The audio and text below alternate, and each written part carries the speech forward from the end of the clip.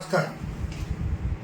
नांदेड जिल्ह्यामध्ये पेट्रोल आणि डिझेलच्या टंचाईच्या संदर्भामध्ये मोठ्या प्रमाणावर अफवा उडवल्या जात आहे.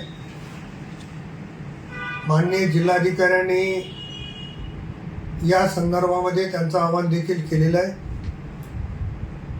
आणि डिझेल पेट्रोल संपेल या भीतीपोटी वाहनधारक टाक्या फुल करून घेणे किंवा एक्स्ट्रा पेट्रोल डिझेल घेऊन जाणे अशा पद्धतीचे प्रकार होत आहेत. माझी सर्वांना विनंती राहणार आहे की जिल्हाधिकाऱ्यांनी केलेल्या आव्हानावर विश्वास ठेवून